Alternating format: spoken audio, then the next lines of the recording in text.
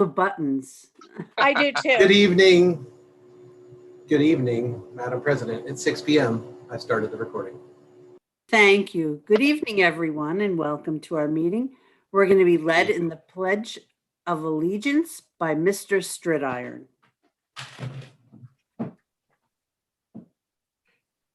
pledge allegiance to the flag of the United States of America and to the republic for which it stands, one nation, under God, indivisible, with liberty and justice for all. Please remain standing for a moment of silence. Thank you.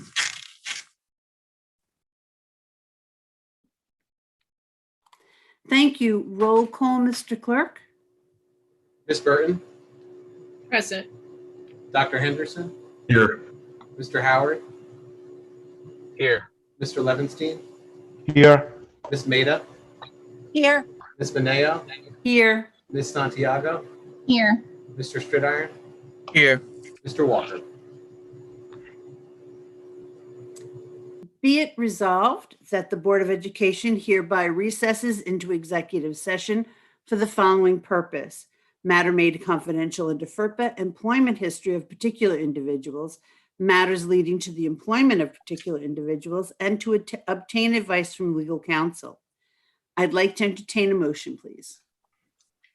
So moved. Second. Roll call, Mr. Clerk. Ms. Burton, Yes. Dr. Henderson, Yes. Mr. Howard, Mr. Levenstein, Yes. Ms. Maida, Yes. Ms. Beneo, Yes. Ms. Santiago, Yes. and Mr. Stridiron. Yes. This is going to take quite a while, folks, so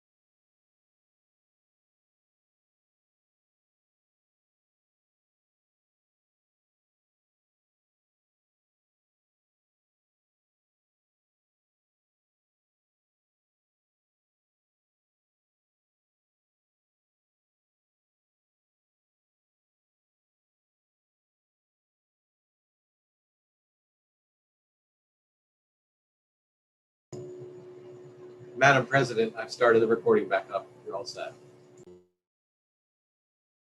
thank you, Mr. McCoy.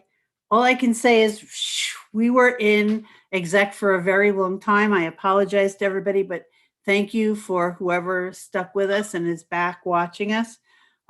So let's, we are back. I'm going to turn this over to Dr. Padilla, our superintendent of schools. Thank you, Madam President, and good evening, everyone. We have a couple of items for this evening, and I'll start with our standing item of Operation Reopen. So if you just give me a second here to just queue up my screen.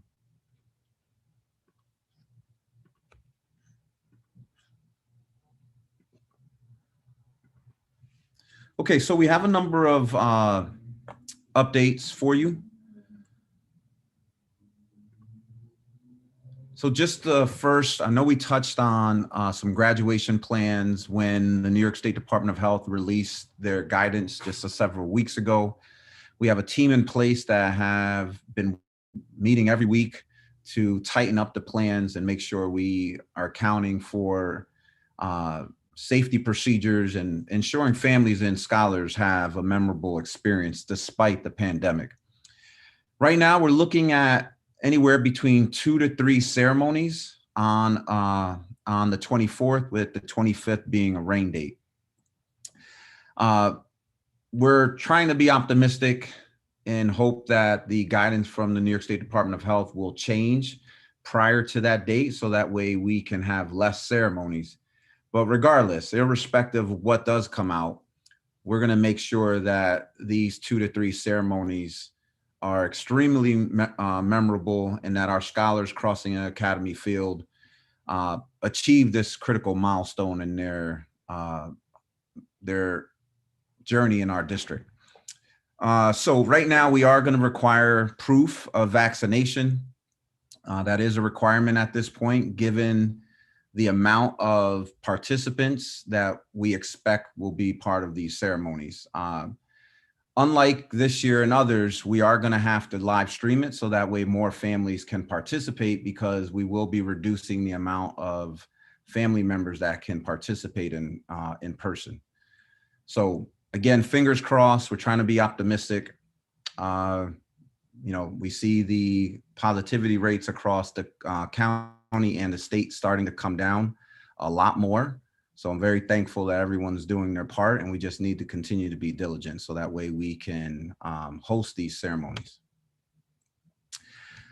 In addition to Crossing Academy Field, we still have a number of ceremonies and celebrations that take place annually. And so right now they're going to happen in 2 ways. So I suspect with all the planning that's taking place to close out the school year, that we're going to have a number of virtual celebrations that schools are currently planning, and we are going to allow for drive-through ceremonies. And so we have one that's actually taking place tomorrow with our seniors, where they're going to be getting some district swag. So to all the seniors who might be listening, and to all the parents and guardians who are listening tonight, please make sure you participate. This is a way for us to acknowledge our seniors and wish them well as we close out the school year in a couple of weeks. So recently, I communicated that we were going to stay put in our current instructional model. So as you guys know, we are offering a fully remote model. So those students who are in that model will continue and close out the school year fully remote. And then those children who are in person will continue to receive 4 days of in-person instruction through the last day of school. And the thinking behind this, while I understand the frustration and even some disappointment from families who wanted 5 days of in-person instruction, there's a lot of change that has taken place this year. And so just to keep things consistent and have a level of stability and continuity for the remaining weeks in the year, we opted in that direction, as opposed to bringing about another change. And so again, I just want to publicly acknowledge everyone who has given us their grace, their patience, and flexibility. Even if you were someone who disagreed with the decision, I thank you as well for being a partner and reaching out and sharing your concerns. I will say that my team and I are planning for 5 days of in-person instruction starting in September. So I know we continue to get inquiries about what's going to happen in September. I did have a meeting today with SED around plans for the upcoming school year, and it does look very promising. We are going to plan as if there will be 5 days of in-person instruction. And right now, all signs do point to that. I know neighboring districts have already publicly come out and indicated that there will be 5 days of in-person instruction and no remote. New York State has not made that decision.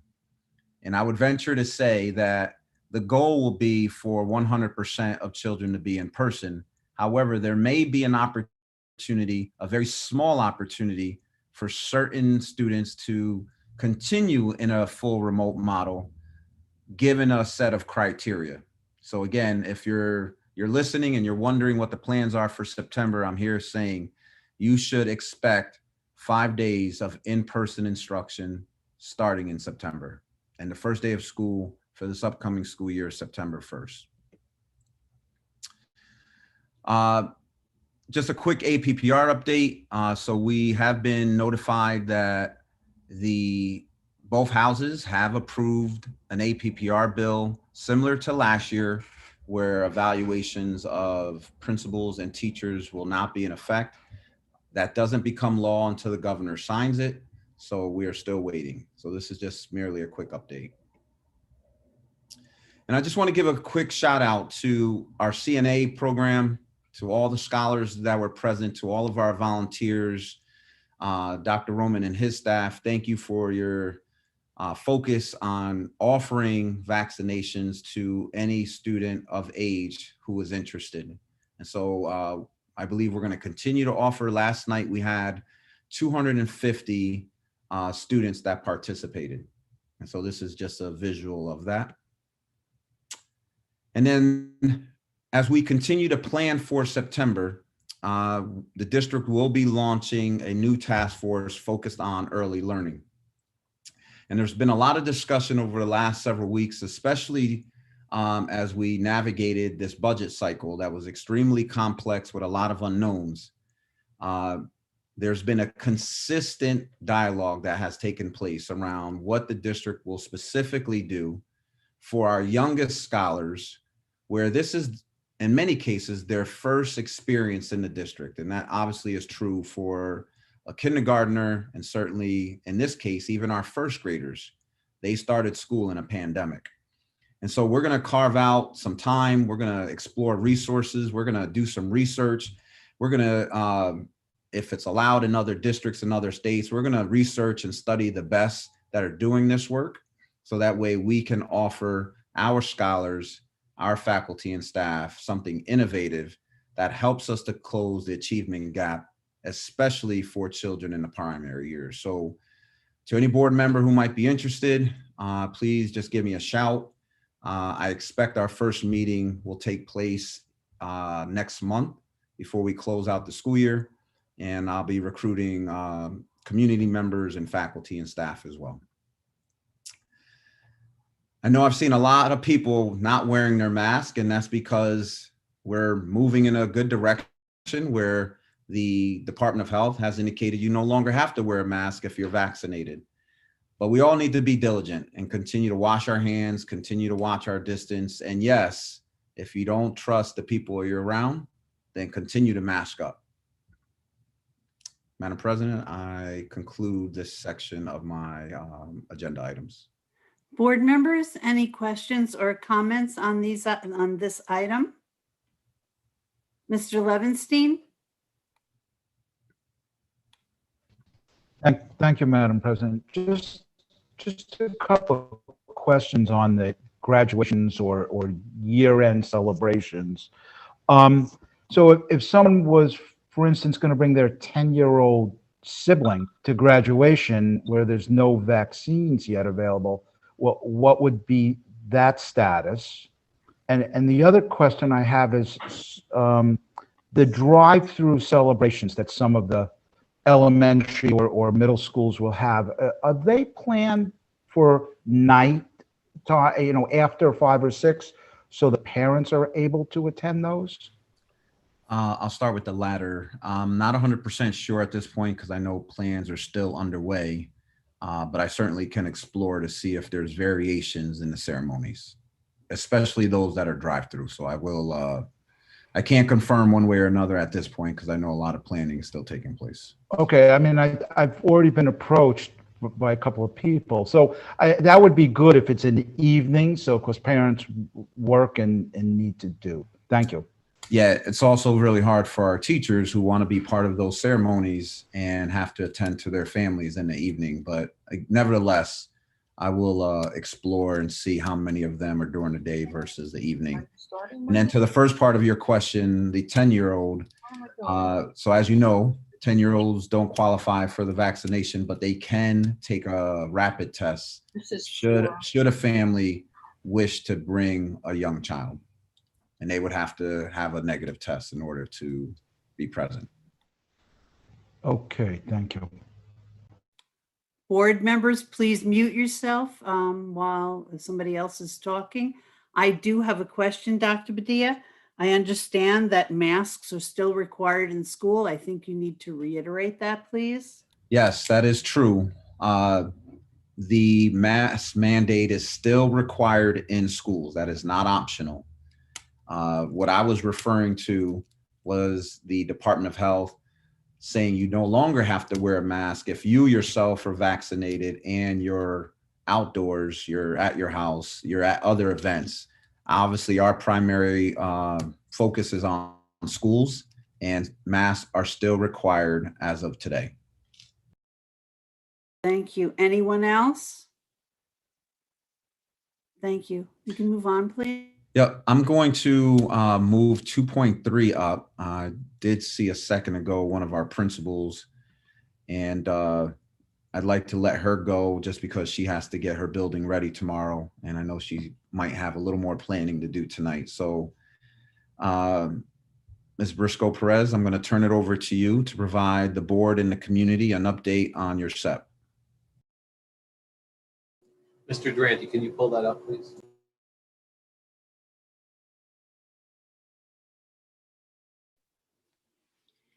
Thank you so much. Good evening, everyone. Madam President, Dr. Padilla, senior staff members, many thanks for having me join you tonight. I'm going to provide you with some information regarding our school comprehensive education plan. I want to thank those behind the scenes that are helping me move the slides along as I share information with you. So thank you. Thank you for the community members that are joining us tonight. I hope that you find the information that I share with you enlightening and useful. And we are certainly open for questions and feedback. So every time I have an opportunity to share, I like to begin with a quote. And this is a quote that I have used before from John Maxwell. And it says, in order to achieve success, we must be both urgent and patient.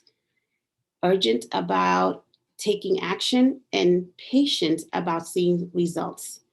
And this has become a very true fact for us as we have engaged in this work.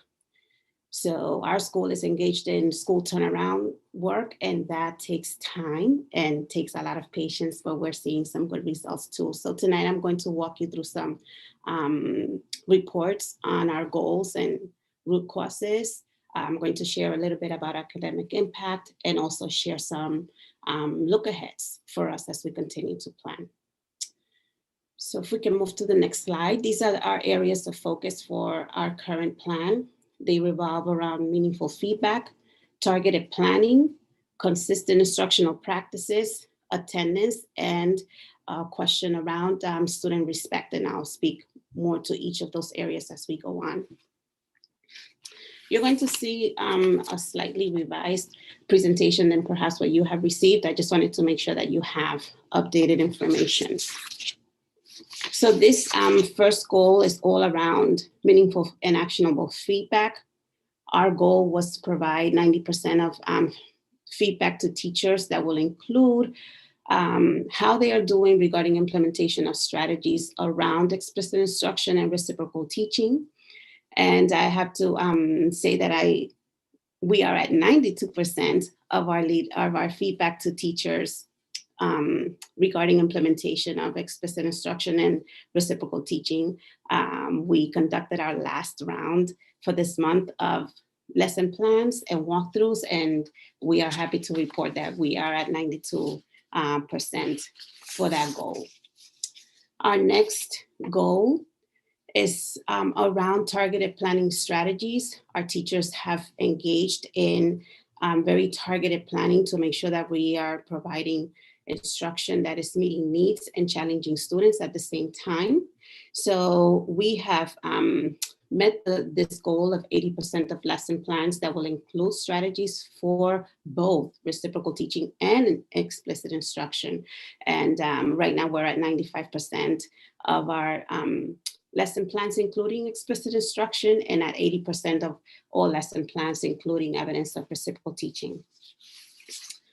Our next goal is all about consistent instructional practices.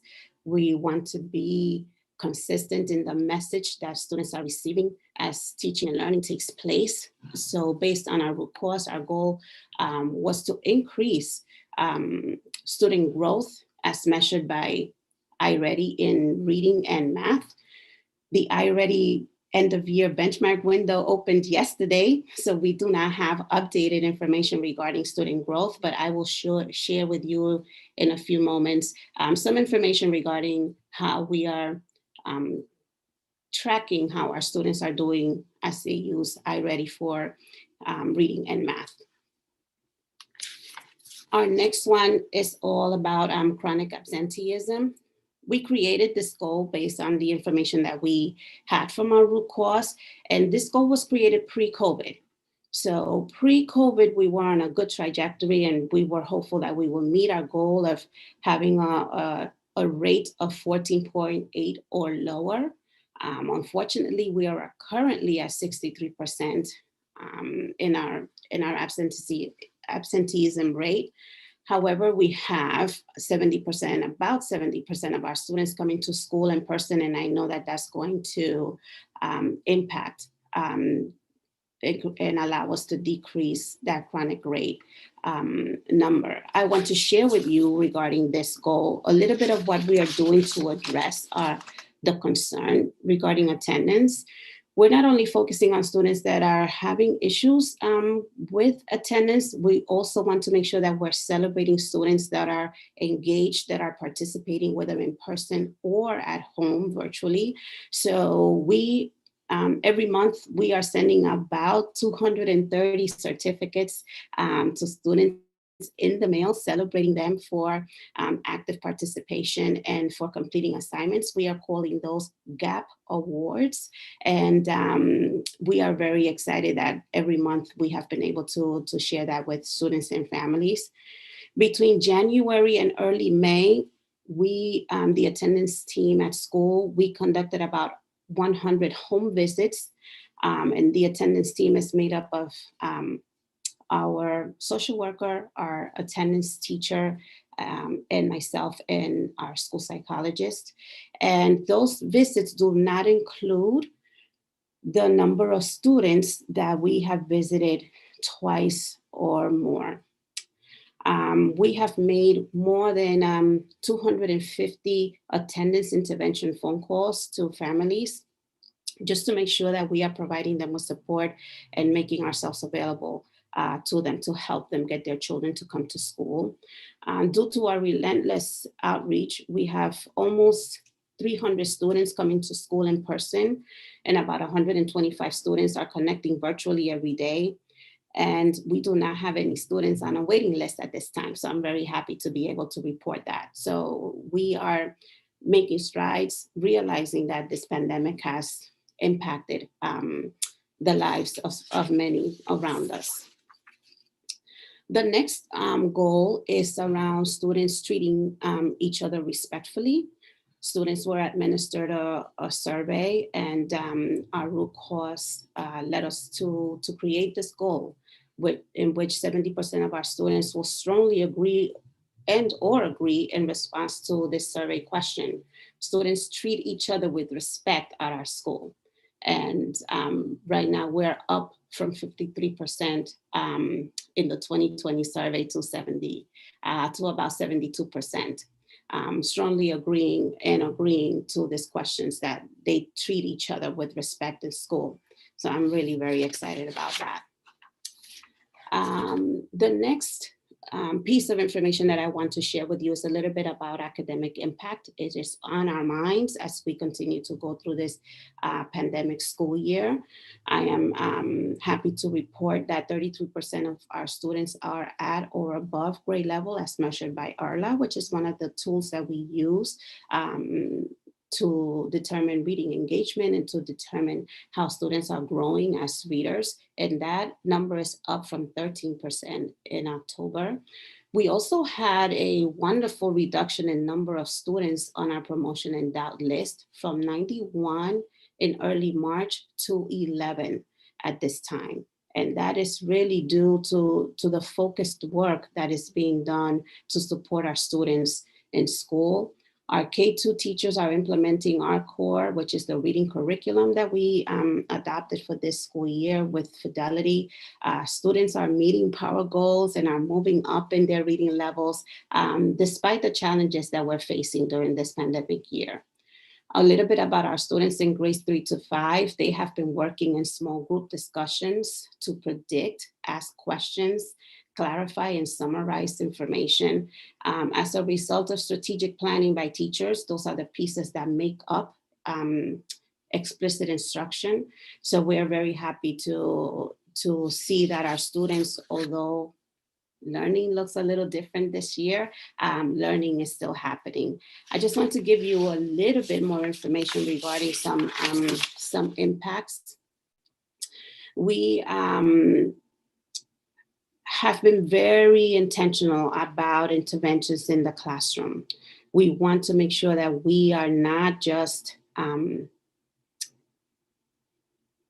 focusing on areas of need, but also enriching students. So we have worked very closely, very collaboratively to support students through academic intervention services, as well as through response to intervention, and just being very, very strategic about the Tier 1 instruction that is being delivered to our students. Just a little bit about iReady data. I wanted to let you know that for reading, 451 out of 509 students that are enrolled in our school are completing reading lessons, and 68% of those students are passing those lessons with a 70 to 100% so far this school year. 75% of our students are engaging in reading lessons for 15 minutes or more. And out of that 75%, 33% of those students are spending about 30 minutes or more engaged in reading. Regarding as far as math, 465 out of 509 students are completing math lessons with 90% of our students passing lessons with 70 to 100% so far this year. 36% of students are working on lessons for 30 minutes or more, and 77% of our students are working on lessons for 15 minutes or more. So the usage of iReady has been instrumental because we have had to use different tools to be able to reach all our students. Our students were administered a survey, and I just wanted regarding school culture and climate, and we wanted to hear from them how they are feeling regarding what's happened this school year so far. And 84% of our students agree that directions that they're receiving from teachers to complete assignments are clear. 82% of our students agree that what they're learning in math is interesting. 80% of our students agree that what they're learning in ELA is interesting. 80% of our students understand how schoolwork will be helpful in life, which is a big, big component of the ARC reading curriculum that the students are being exposed to, as well as the resources that are being used at all grade levels through ARC bookshelf. Our students have become amazing facilitators of learning for each other. They are modeling strategies and leading review sessions in person and virtually. I'm very proud of our students. Our MBK scholars, if I can do a little bit of MBK, a commercial here for MBK, our scholars are using reciprocal teaching practices to engage in interviewing members of the community that they see as role models as part of an Unsung Heroes project that they're working on. And it has been amazing to see our students using the strategies that are being implemented by their teachers to really grow as learners. So it has been a very rewarding year. I refuse to focus just on the losses that we have had because we have gained so much this school year also. So on the next slide, you're going to see a little bit about what we're doing to look ahead. We have been taking some time to reflect on what we have done so far so that we can prepare for our next comprehensive educational plan for next year.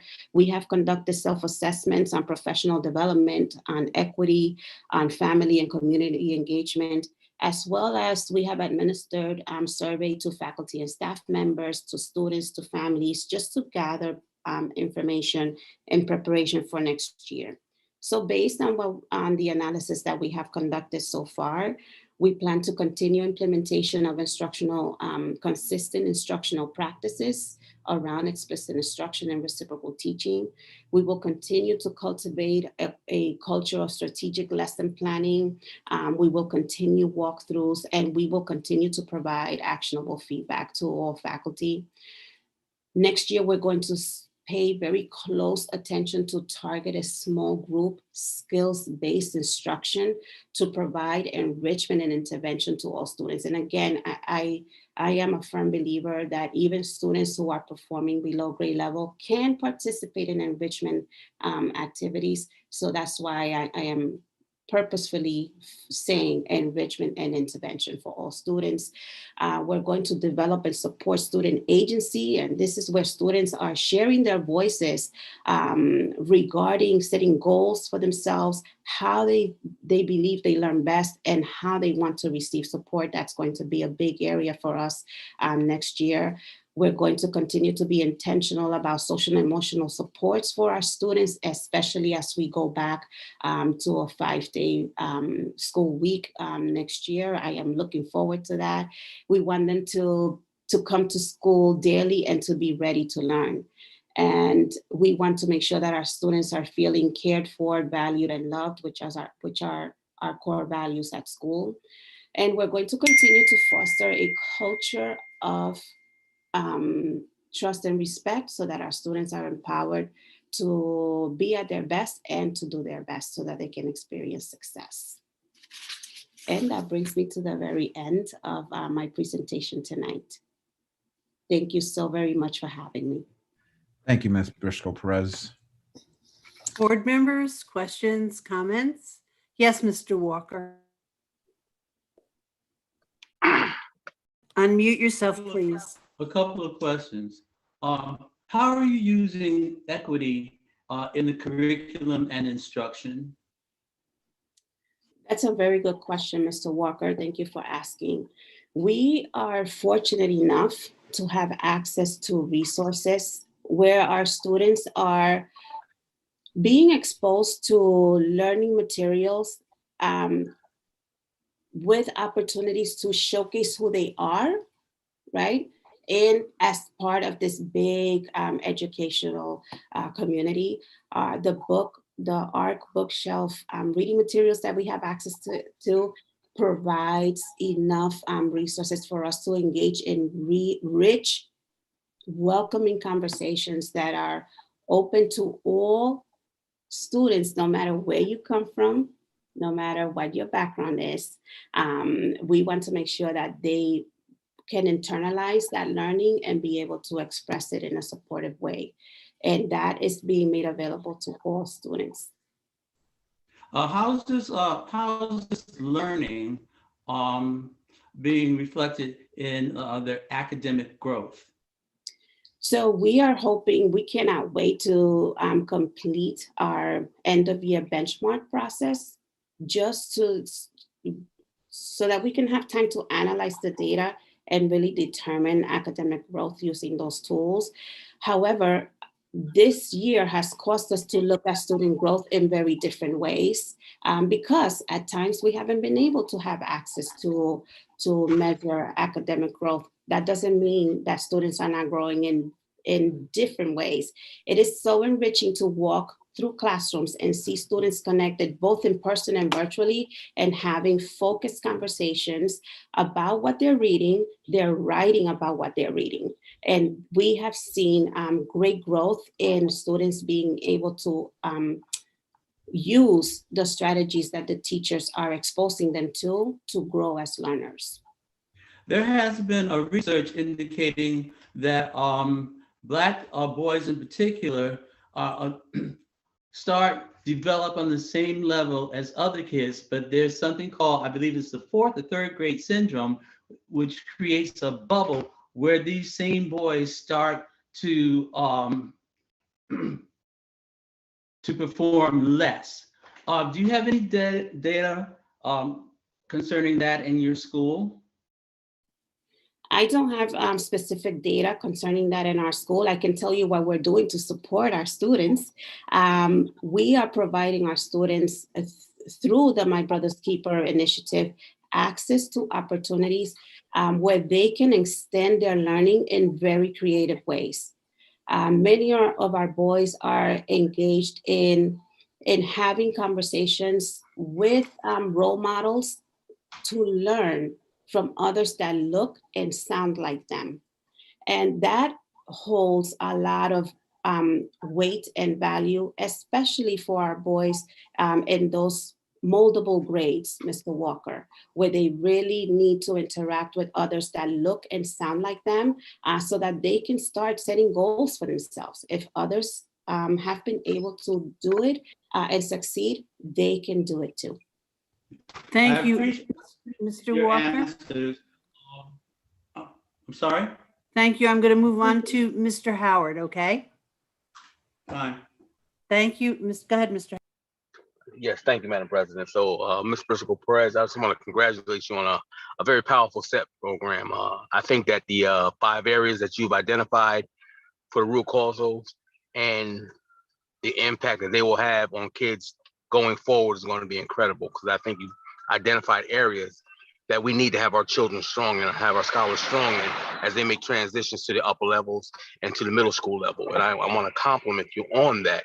But more importantly, to answer one of the questions that that you were explaining to Mr. Walker, I had the opportunity of being interviewed by your My Brother's Keepers group out there, and I was thoroughly impressed with the type of questions that they were asking and how they were engaged with the interview process.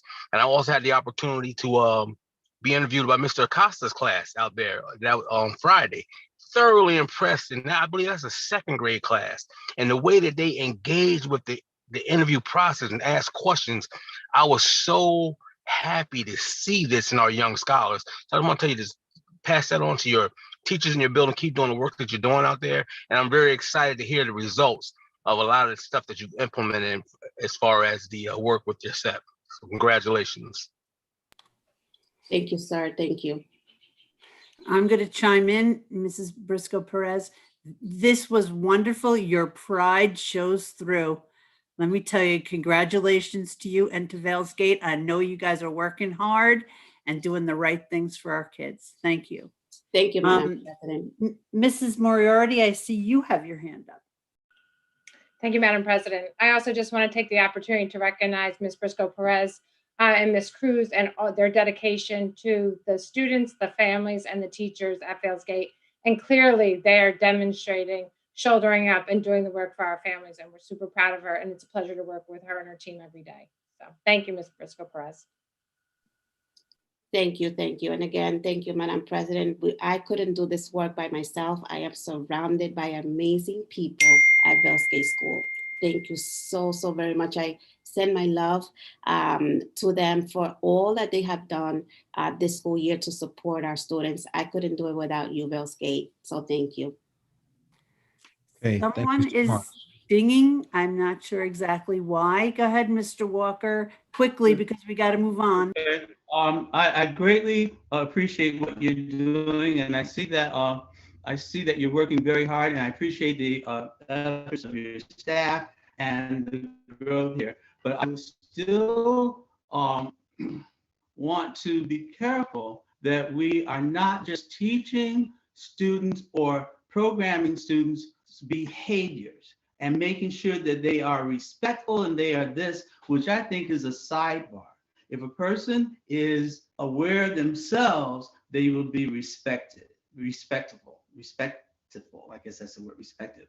But this idea of equity in every single thing, I believe, has to be in the classrooms and outside of the classrooms as well. Thank you.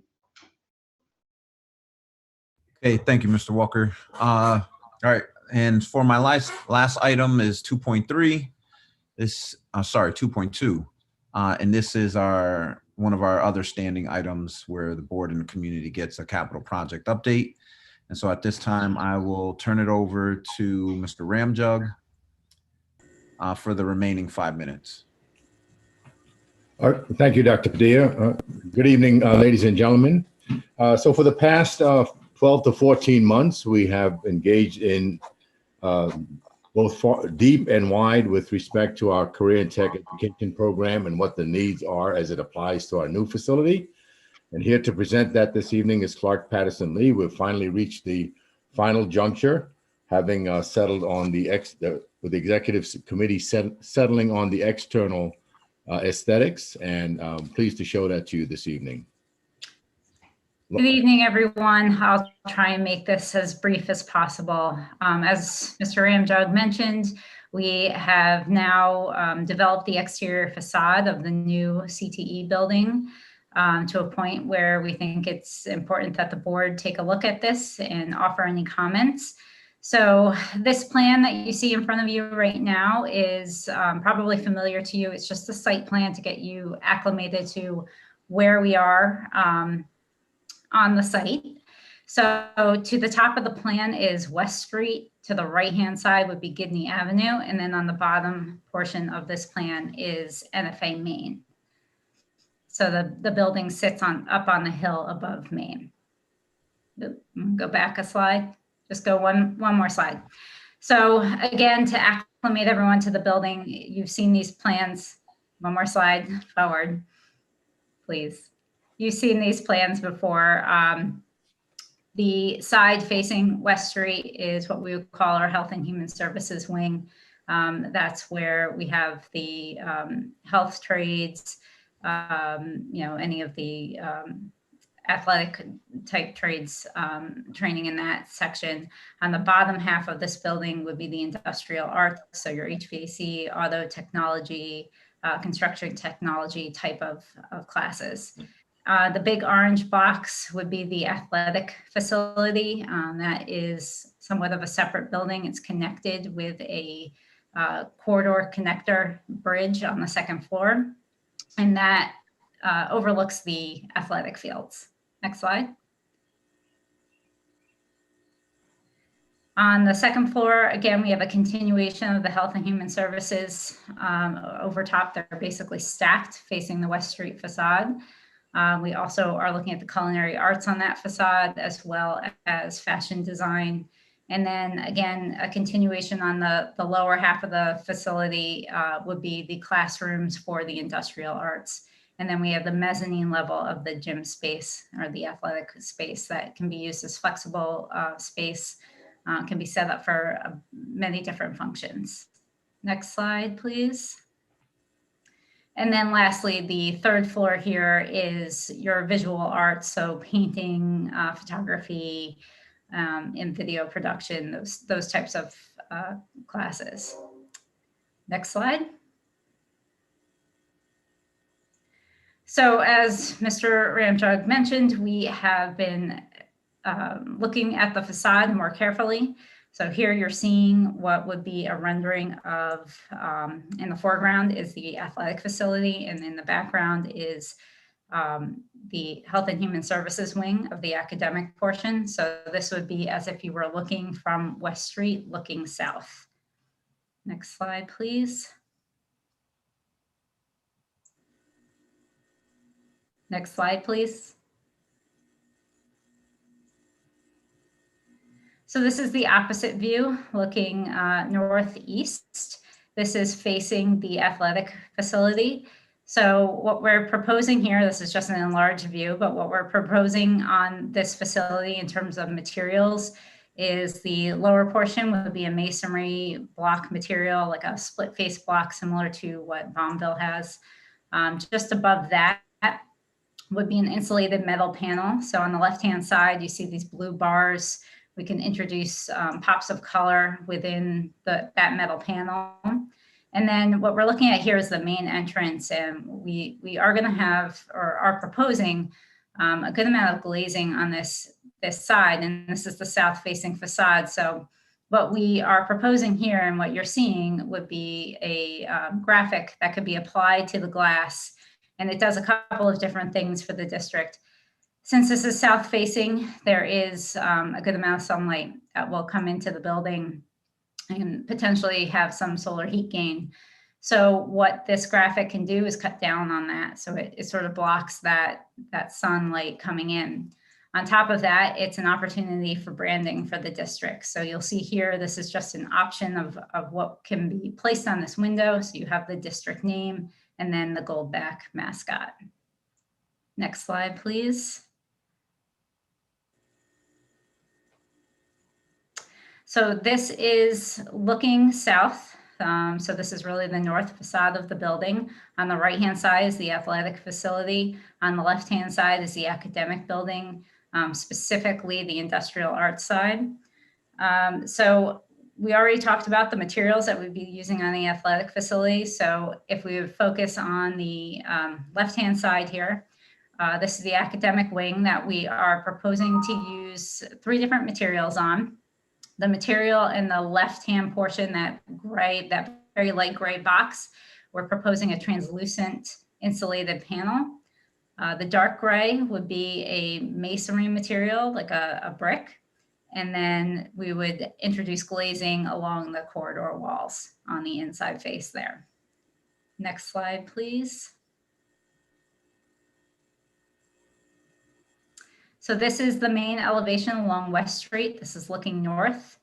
What you're seeing here, again, this is the Health and Human Services wing. So along the face, we are still using this translucent insulated panel, the same masonry. And then to highlight some of the more prominent glazed openings, the main entrances and opening along the main circulation space, we are proposing to use a wood look composite panel to just frame out those openings. And then in addition to that, we have some strategically placed clear glazing. And this is specific to the classroom spaces so that students have a view. And that's one of the requirements is SED would like that students have a view, and it is proven to help the learning environment. Next slide, please. This facade is the east side. This is facing NFA Main. So this is the more industrial arts side of the building. So as you can see, we're wrapping the masonry around the corner and we're coming pretty high, probably about 15 feet up the base of this building. And we're doing that on purpose for durability. There's going to be traffic back here, deliveries, materials being stored. So we really want to have a durable surface that can take a little bit of abuse. But above that, we're continuing with the translucent panel theme with the strategically placed glazed openings. Next slide. Next slide, please. There you go. And then lastly, this is also a facade facing NFA Main, but this is the Health and Human Services wing. On the right-hand side, we're seeing what the end of the industrial arts wing, and that would be where automotive technology is located. But what you're looking at here is a corridor space that would be going down the Health and Human Services wing. On the corridor side of these wings, we're proposing a glazed curtain wall system with some spandrel panels so that it's not all glass. We have to cut down on the view on a lot of these locations, as well as just for energy efficiency as well. So we want to make sure that we're having a blend of glazing as well as solid wall here. So in terms of the materials, we are gathering physical samples. We'll hand those over to Mr. Ramjug, and I'm sure he can make those available to anybody who would like to see them in person, touch and feel the actual materials that we would be proposing on the building. So does anyone have any questions about? Yes, hold on. Mr. Stridiron's hand is up. Thank you, Ms. Tarcio, for the presentation. The roof, is that going to have the possibility of being used as a green space, an urban farm? Because you have a lot of square footage up there. And if you can have a roof that could have as part of the CTE, an agricultural education program, that would be great. So is that in consideration? That's definitely something that's a very great point, and that's something that's come up in a lot of our meetings with the user groups. So if we could flip back to the floor plan, specifically the second floor plan, We are proposing an area right there. You can see on the bottom side where the color plan is. To the left of that, there's a box in the middle, on the very bottom, right in the middle. That's a lower roof between two higher roofs. And what we're proposing there is to build out that structure so that in the future you could potentially have that be a walkout area where you could do an agricultural program out there. It's also right outside of the culinary program, which it really does create a nice opportunity to have, a farm to table type of situation for those students. Would that area be big enough? Because how big is that area? Maybe a 30 by 40?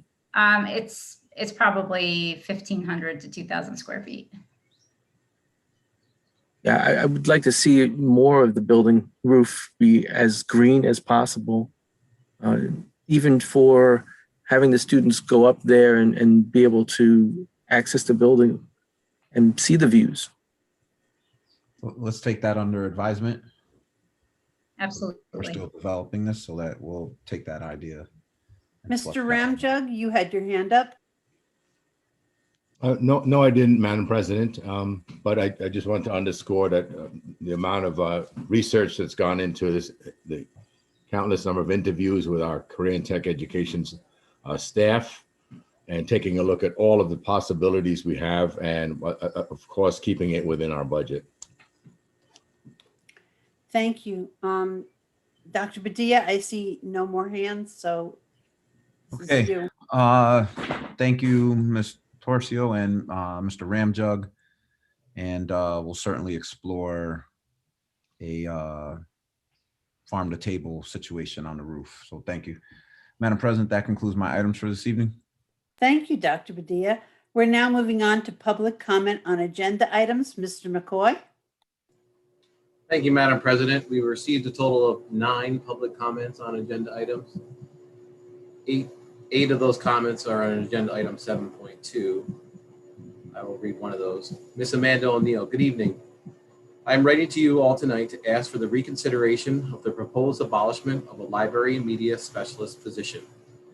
At a time of great need for technology accession and instruction, we need certified library media specialists more than ever. They teach our scholars safety strategies, prevent cyberbullying, ethics of information, and how to utilize strong, authentic information for the purposes of research and learning. Library media specialists collaborate with faculty, staff, and administration to ensure scholars are accessing the best materials, increasing reading levels, and making lifelong researchers and readers. Having only one library media specialist at Temple Hill Academy would be a tremendous loss of learning opportunities for our scholars. This would take time away from fostering the love of reading and the early infancy of research awareness and technology safety for our elementary school side of the building, and would take away the expansion of literacy, technology, and the foundation of authentic research and access to information from our middle schoolers. Temple Hill Academy is not designed to be one library media specialist school, and should remain as 2 positions like its sister building.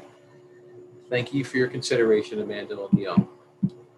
The 7 other comments regarding the library media specialist position at Temple Hill came in from Aaron Creasy, Admalia Esplat, Melissa Higgins, Jenna Lampak, Michelle Wright-Junk, Allie Justino, and Kate Clark. The 9th public comment came in on agenda item 7.2 from Ms. Conchetta Carbone. My name is Conchetta Carbone. I've been teaching at NECSD for 17 years, 10 years at South, and I am the lead science teacher. I'm speaking tonight to express my concerns about the staff reductions at South Middle School that are on tonight's agenda for approval. The science spot listed on HR 7.2-8 was a position that was vacant due to a reassignment, and it was posted, filled, and approved last August. Unfortunately, the educator who was hired resigned immediately. The open position was then not reposted and not filled due to the district's hiring freeze last fall, not for a lack of need. Now that we are no longer worried about a 20% cut to our 2021-2022 budget, the science position should be filled. Please reconsider abolishing any positions at South. Please give the students and the faculty the funding and support we need to start students' middle school careers off right. and to begin the healing and making up for any learning loss due to COVID. I'm not here asking for more, although we could always use it. I'm asking for the funding to fill positions we needed last year, we need this year, and we will still need next year. Thank you, Conchetta Carbone. That was the last public comment submitted on agenda items, Madam President.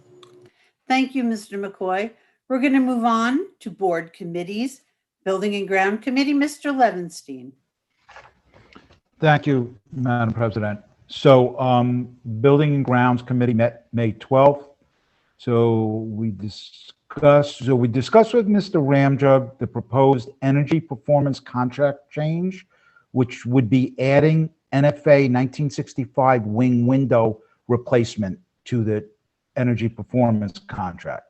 We discussed with Ms. Carolyn the Newburgh Free Library's redesign proposal, phase 1. We discussed with Mr. Velez the following ongoing projects: playground repairs, district-wide gym floor refinish project, Fostertown stage lighting, Fostertown tower use, water testing and migration, lockdown equipment installation project, Gardnertown cafeteria floor repairs, the baseball field infield rebuild, lead testing results, and remediation. And the last thing we discussed with Mr. McCoy is the Orange County Board of Elections facility use request for the primaries on June 22nd. Thank you. Thank you, Mr. Levenstein. I'm the chair of Personnel Committee, and all the items that were discussed at Personnel Committee are on this agenda tonight. We're going to move on to our Assistant Superintendent of Student Support Services, Dr. Roman. Good evening, Madam President. This evening on the Student Supports Services agenda, we have one item for the board's consideration, 5.1, recommendations from CSE, CPSE committees. Thank you. I'd like to entertain a motion, please. So moved. Second. Questions or discussion on this item? Roll call, Mr. Clerk. Dr. Henderson, Yes. Mr. Howard, Yes. Mr. Levenstein, Yes. Ms. Maida, Yes. Ms. Mineo, Yes. Ms. Santiago, Yes. Mr. Stridiron, Yes. Mr. Walker, Yes. Ms. Burton. Yes. That concludes my items. Thank you, Madam President. Thank you, Dr. Roman. We're going to move on to our Assistant Superintendent of Finance, Dr. Spindler. Thank you, Madam President. I have one item for the board's consideration, 6.1, a resolution to approve facility use request for the Board of Elections on June 22nd, 2021. I'd like to entertain a motion, please. So moved. Second. Second. Questions or discussion? Roll call, Mr. Clerk. Mr. Howard, Yes. Mr. Levenstein, Yes. Ms. Maida, Yes. Ms. Mineo, Yes. Ms. Santiago, Yes. Mr. Stridiron, Yes. Mr. Walker, Yes. Ms. Burton, Yes. Dr. Henderson. Yes. That concludes my items for this evening. Thank you. Thank you, Dr. Spindler. We're going to now move on to our Assistant Superintendent of Human Resources, Mr. McLemore. Thank you, Madam President. On the Human Resources agenda, I have items 7.1 through 7.31 for your consideration on tonight.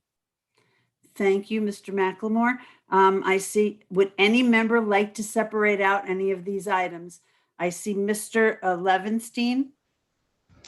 Yes, Madam President, I'd like to separate out 7.5, employee number 121. And just so everyone doesn't have to go look it up, it's my wife, so that when it's separate, so I can abstain. Thank you. Okay, thank you. Thank you. Mr. Stridiron, and then I see Mr. Walker. So hang on, Mr. Stridiron first. Thank you, Madam President. Yes, 7.2, Mm-hmm. 0.3, and then 7.20 through 7.30. 7.20, 21, 22, and 23. All the way through 24, 25, 26, 27, 28, 29, and 30. 25, 26, 27, 28, 29, 30. Okay, thank you. Mr. Walker? 7.2. Yeah, somebody said that already. Thank Yes, you. It's okay. Mrs. Maida? I had my hand up earlier. I'll refer back to 7.2. Okay, Thank you. thank you. All right. So I'm going to repeat the numbers that y'all told me. And if I miss anything, raise your hand again real quick, okay? Excuse me, 7.2, 7.3, 7.5, number 121, 7.20 through 7.30. Did I miss anything? Okie dokie. Here we go. So let's do 7.1 and then 7.4 through to 7.5, sort of. We're going to do part of 7.5 and then we'll do 7.6 through 7.20. Okay? I'd like to entertain a motion on those that are not separated out. President, 7.19 instead of 7.20. That you went to 720. All right. So you want me to start at 7.19 first, Mr. No, I'm sorry. I'm sorry. You went to 720. It should just go up to 7.19. Thank you for the correction. It's up to 7.19. Can I have a motion? Would somebody, I'd like to So entertain a moved. motion. Thank you. Second. Thank you. Questions or discussion on the items that are not separated out? Roll call, Mr. Clerk. Mr. Levinstein, Yes. Miss Maida, Yes. Miss Mineo, Yes. Miss Santiago, Yes. Mr. Stridiron, Yes. Mr. Walker, Yes. Miss Burton, Yes. Dr. Henderson, Yes. Mr. Howard. Yes. We'll now move to 7.2, which is a resolution to abolish pedagogical positions. I'd like to entertain a motion, please. So moved. Second. Questions or discussion? Mr. Stridiron. So the letter from Miss Carbone from South Middle School outlines what I thought was going to happen is that there are positions that were cut, that were vacant, but were needed. So I would like to reinstate that specific position, that sixth grade science teacher at South Middle School, as part of this item. To take that one off this list. Okay. Mr. McCoy, how can I do that? Explain that to me, please. You would have to consider a motion to amend to remove number 8, and then if he wants to remove number 8, the sixth grade science position, because there's other positions that are in there. So, Mr. Stridiron, are you making a motion to amend? Yes, I'd like to amend item 7.2, number 8, the sixth grade science teacher at South Middle School. Okay. There are other people that want to remove something else on that one to amend also. Mrs. Maida? Point of order, you have to get a second. So Okay, sorry. I thought I was going to combine the two things together, Mr. Can't do McCoy. that. Okay, sorry. So I need a second, please.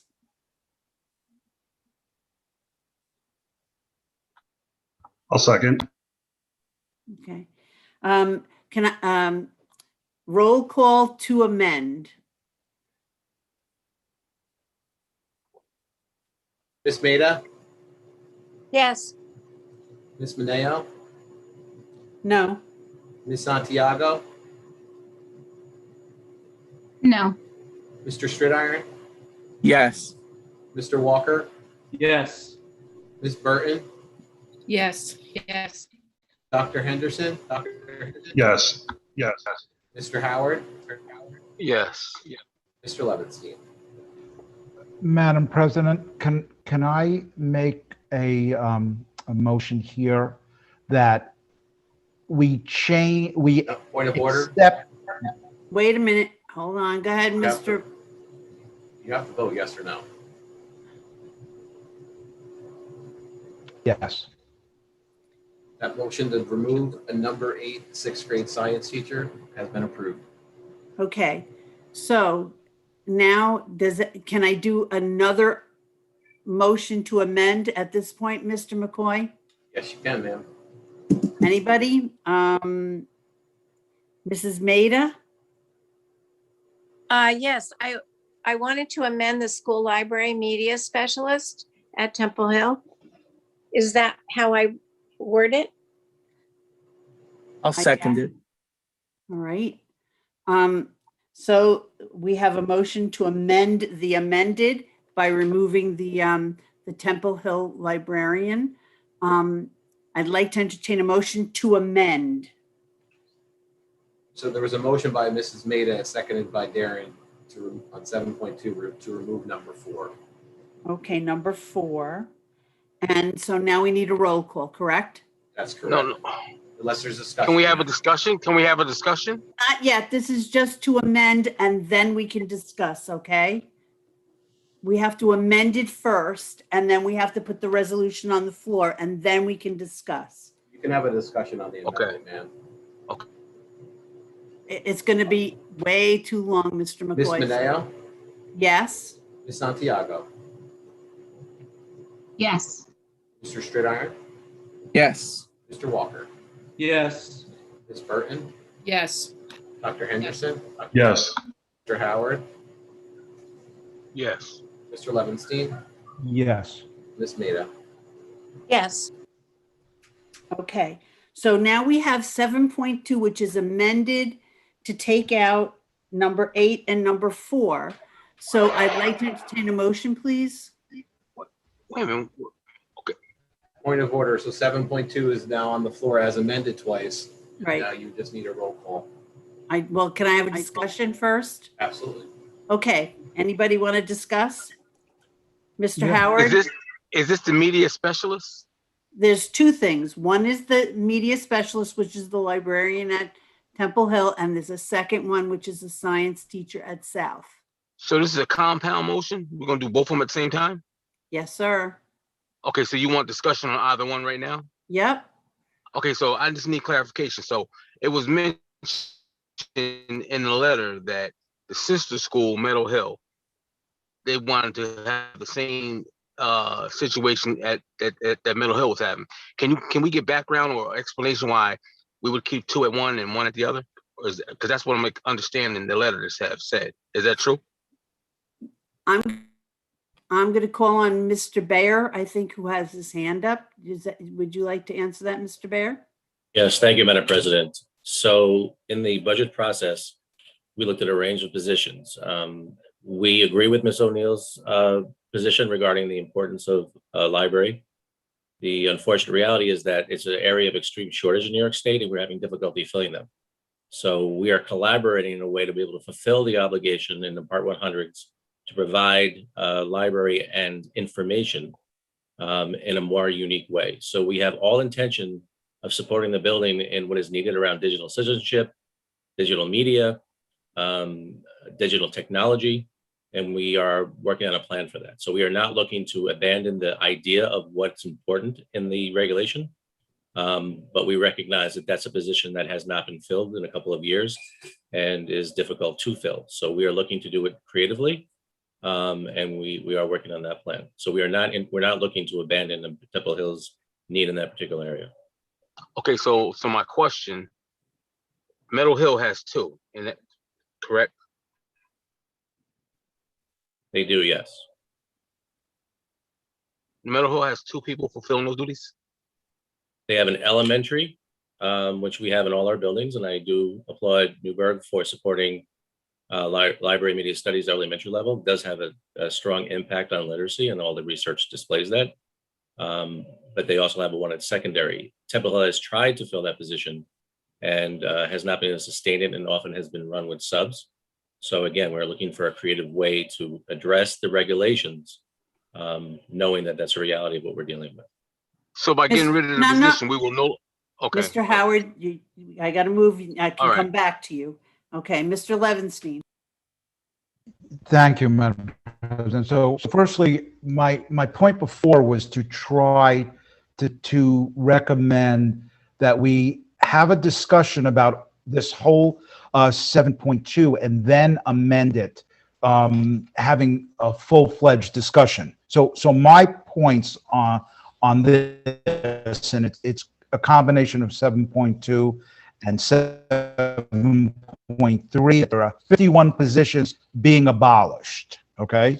Out of that, there's 25 positions that are not vacant that are being abolished. So those are the ones that I would like to talk to. So those 25 positions, they're not vacant. They're either a retiree, a resignation, or a reassignment. So my questions are, first is need. We need these people June 30th, but we do not need them September 1st. So that's what concerns, one of my concerns. The second is the process. We've had positions vacant for years.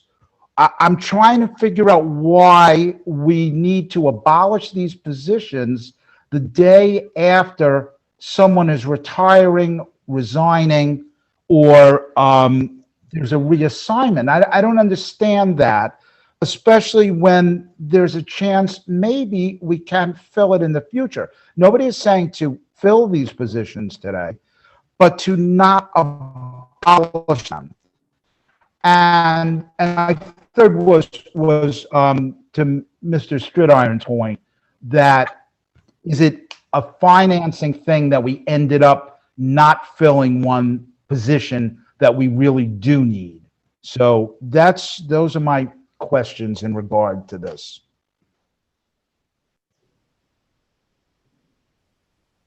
So, Mr. Levinstein, you got a number of questions in there that clearly are important.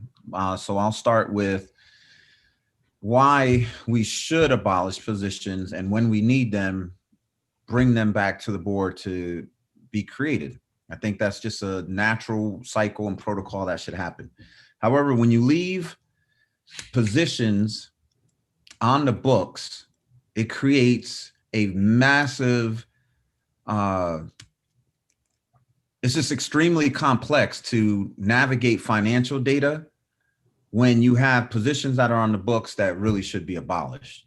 And so we are trying to get much better at having cleaner, accurate data, and this will help us to do so. So that's to your question around why that, we're trying to provide we're trying to provide the community the most accurate data that we possibly can. And when we have a system that has compounded year after year of positions that are vacant, no longer going to be filled, budgeted or not budgeted, we have to get better at that. And that that's probably over a decade of how a particular system has been facilitated that really isn't advantageous to keeping clean data. I understand that. Madam President, can I just follow up? Do me a favor, go back and put your hand up again. I'm going to go to Mrs. Maida. Go ahead, Mrs. Maida, and then Mr. Howard. Mr. Bayer, I appreciate you explaining that about the media specialist. My question initially was just that. What plan, if we have to abolish this position, my concern was, how can we plan for the students to get the same kind of library experience, media experience? And so I think you did explain that properly. So we would abolish it and then plan. Am I right?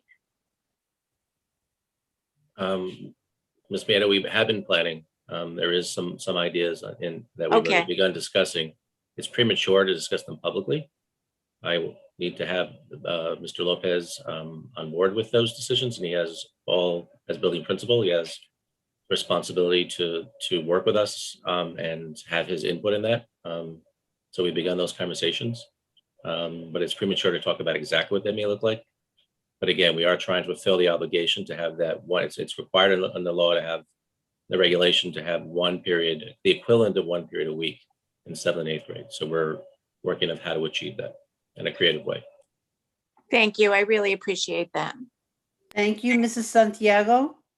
Thank you, Madam President. Can we also discuss the 7.28, the science teacher at South, as to what's the rationale behind that? Would you like me to speak on that as well? Sure, go ahead, Mr. Bear. I don't want to jump the gun without your permission, Ms. Maneo. So when this happened, Ms. Carbone's information is accurate. We did freeze that position, but in the interim, based on the enrollment in 6th grade at South Middle School, and based on the reviewing of the allocation of staffing, Ms. Brooks and her administrative team were able to reallocate staff to support the science in 6th grade. As a result, and they did not increase, the word that's inaccurate, they did not increase the overall enrollment in any of the sections. There's 11 sections of science. They run on average 22, and we have a number of sections in the teens. So they've kept the student to teacher ratio low.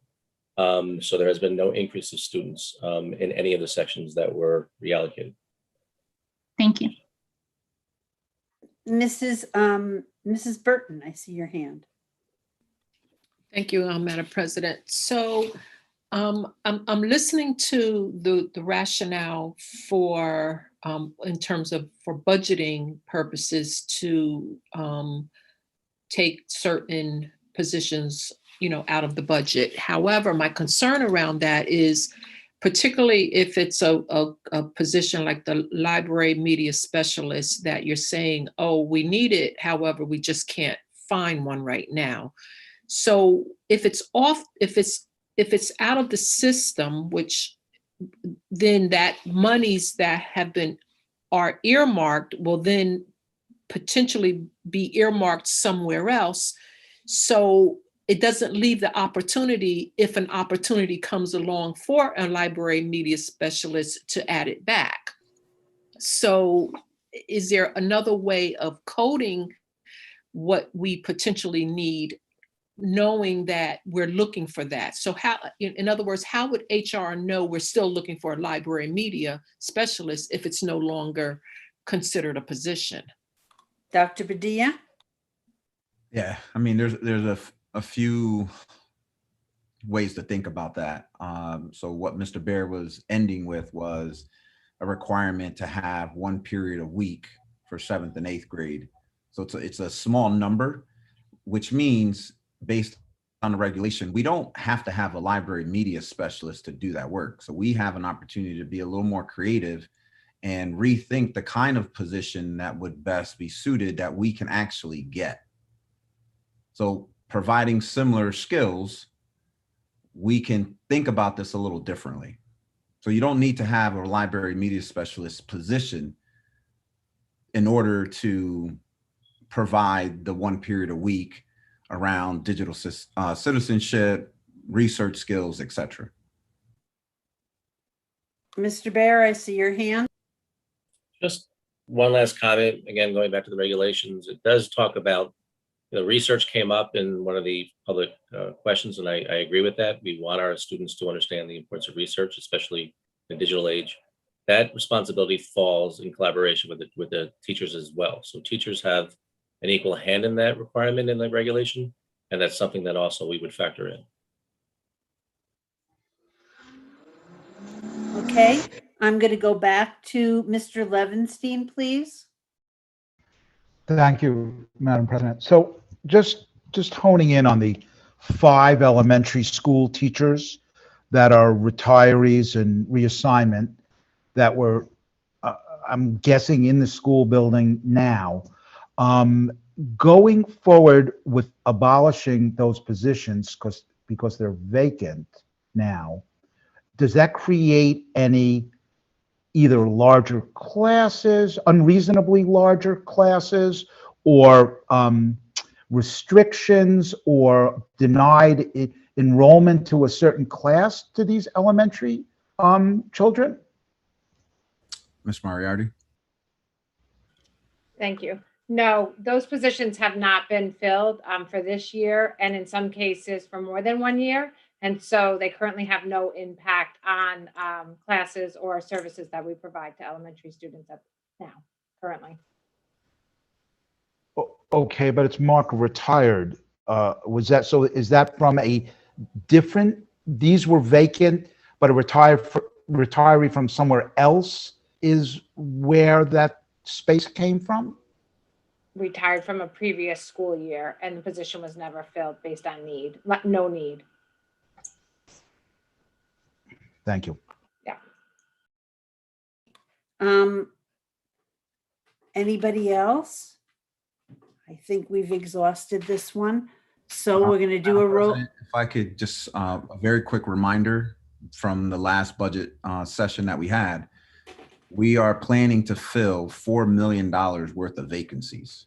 So what we have submitted to you and ultimately the community were positions that we're saying are unfilled and we don't need at this moment.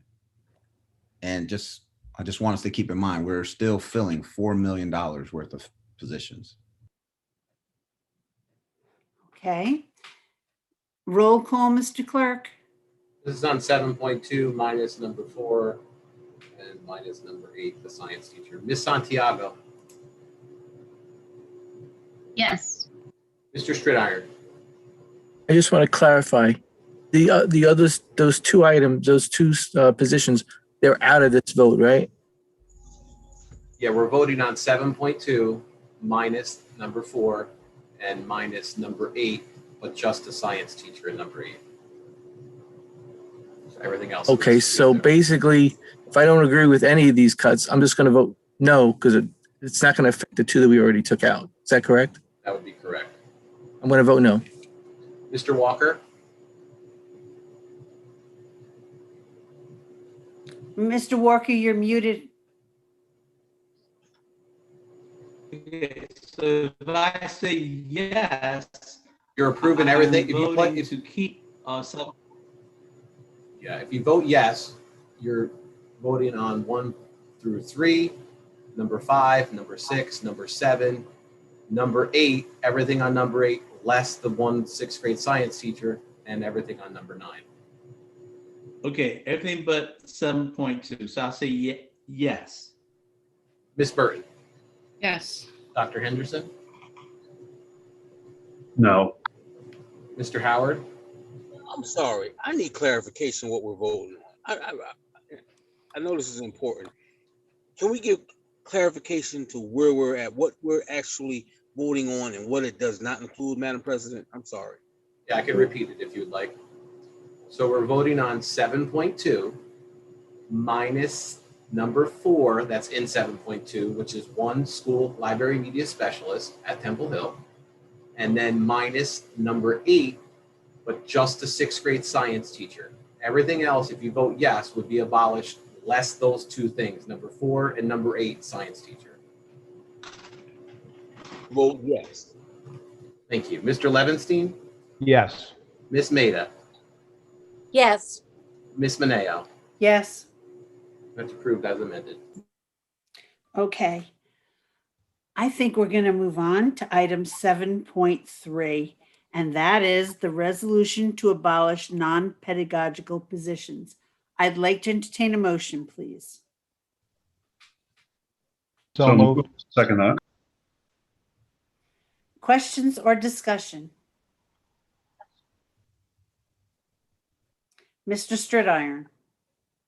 I just want to clarify that these positions are the same ones that were voted on in the budget discussions in April, and that the superintendent believes that they are not needed in our buildings. That these positions are being cut due to either retirees or resignations and things like that. That's correct, Mr. Stridiron. Everything that we proposed today and previously are positions that at this point we're recommending to go without. Thank you. I have a question on this item, and that is the third security person at West, the West program. How is that going to be addressed? And can we be assured that there will be 3 security guards or security monitors at West, because it's a 3-floor building and they need the 3 people? Mr. Forget or Dr. Spindler, do you want to just quickly talk about the analysis work that's taking place now? Sure, there was an analysis of each building, amount of incidents, amount of time that it takes to get into school because of metal detectors, student population and square footage in the building, and the determination. I'm aware of 2 guards. I know that Ms. Mineo probably has some more history from before me, that when there was 3, I do know of 2, and they were reducing 1. And that if there was an event happening at West, that we would restructure the teams in order to offer them more support. I'm not aware of putting the 3 on here. This is new information to me. There are 3 floors in that building, and it is very difficult to monitor it when you have somebody, entering students or entering visitors, and then 2 people. You can't be in 3 places at one time. We need to be assured that West Street is going to be safe and secure for our students and our staff. So the answer to that is yes. We are going to look to make sure West continues to be safe and secure, and we're going to do so by analyzing various positions that we have across the district to make sure West is covered. Thank you. Just checking. Okay. Any other questions or comments about these non-pedagogical positions? Roll call, Mr. Clerk. Ms. Santiago? Yes. Mr. Yes. Stridiron? No. Mr. Walker? Yes. Ms. Burton? Yes. Dr. Henderson? Yes. Mr. Howard? Yes. Mr. Levinstein? Yes. Ms. Maida?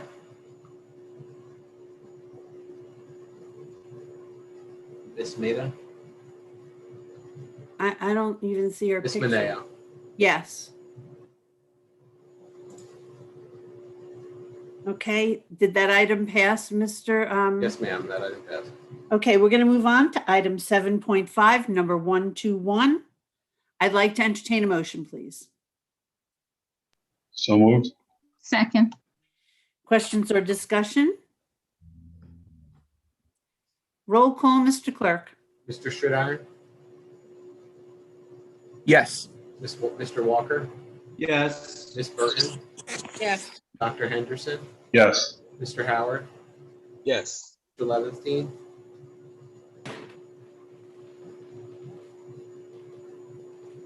Mr. Levinstein? I'm sorry, abstain. Ms. Maida? Yes. Ms. Mineo? Yes. Ms. Santiago? Yes. Thank you. We're going to move on to item 7.20, and that is the resolution to approve addendum agreement for deputy superintendent. I'd like to entertain a motion, please.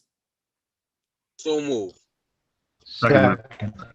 Questions or discussion? Roll call, Mr. Clerk. Mr. Walker? Yes. Ms. Burton? Yes. Dr. Henderson? Yes. Mr. Howard? Yes. Mr. Levinstein? Yes. Ms. Maida?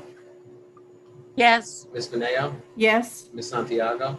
Yes. Mr. Stridiron? No. We're going to move on to item 7.21, resolution to approve addendum agreement for assistant superintendent of human resources. I'd like to entertain a motion, please. So move. Second. Questions or discussion? Roll call, Mr. Clerk. Ms. Burton? Yes. Dr. Henderson? Yes. Mr. Howard? Yes. Mr. Levinstein? Yes. Ms. Maida? Yes. Ms. Mineo? Yes. Ms. Santiago? Yes. Mr. Stridiron? No. Mr. Walker? Yes. We're going to move on to item 7.22, the resolution to approve addendum agreement for Assistant Superintendent of Curriculum and Instruction. I'd like to entertain a motion, please. So moved. Second. Questions or discussion? Roll call, Mr. Clerk. Dr. Henderson, Yes. Mr. Howard, Yes. Mr. Levinstein, Yes. Ms. Maida, Yes. Ms. Mineo, Yes. Ms. Santiago, Yes. Mr. Stridarn, No. Mr. Walker, Yes. Ms. Burton. Yes. We're going to move on to item 7.23, resolution to approve addendum agreement for Assistant Superintendent of Finance, Chief Financial Officer. I'd like to entertain a motion, please. So moved. Second. Questions or discussion? Roll call, Mr. Clerk. Mr. Howard, Yes. Mr. Levinstein, Yes. Ms. Maida, Yes. Ms. Mineo, Yes. Ms. Santiago, Yes. Mr. Stridarn, No. Mr. Walker, Yes. Ms. Burton, Yes. Dr. Henderson. Yes.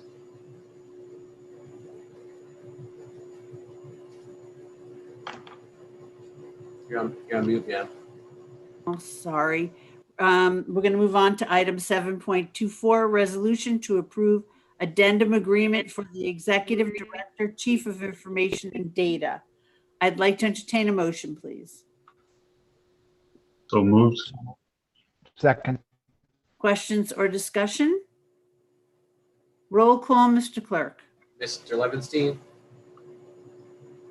Yes. Ms. Maida, Yes. Ms. Mineo, Yes. Ms. Santiago, Yes. Mr. Stridarn, No. Mr. Walker, Yes. Ms. Burton, Yes. Dr. Henderson, Yes. Mr. Howard. Yes. We're going to move on to item 7.25, resolution to approve addendum agreement for the Executive Director of Human Resources. I'd like to entertain a motion, please. So moved. Second. Second. Questions or discussion? Roll call, Mr. Clerk. Ms. Maida, Yes. Ms. Mineo, Yes. Ms. Santiago, Yes. Mr. Stridarn, No. Mr. Walker, Yes. Ms. Burton, Yes. Dr. Henderson, Yes. Mr. Howard, Yes. Mr. Levinstein. Yes. We're going to move on to item 7.26, resolution to accept the resignation of Christopher Bayer as Assistant Superintendent for Curriculum and Instruction. I'd like to entertain a motion, please. So moved. Second. Questions or discussion? Roll call, Mr. Clerk. Ms. Mineo, Yes. Ms. Santiago, Yes. Mr. Stridarn, Yes. Mr. Walker, Yes. Ms. Burton, Yes. Dr. Henderson, Yes. Mr. Howard, Yes. Mr. Levinstein, Yes. Ms. Maida. Yes. We're going to move on to item 7.27, resolution to approve Assistant Superintendent for Exceptional Learners appointment. I'd like to entertain a motion, please. So moved. Second. Questions or discussion? Roll call, Mr. Clerk. Ms. Santiago, Yes. Mr. Stridarn, Yes. Mr. Walker, Yes. Ms. Burton, Yes. Dr. Henderson, Yes. Mr. Howard, Yes. Mr. Levinstein, Yes. Ms. Maida, Yes. Ms. Mineo. Yes. Item 7.28, resolution to accept resignation of Dr. Pedro Roman as Assistant Superintendent of Student Support Services. I'd like to entertain a motion, please. So moved. Second that. Questions or discussion?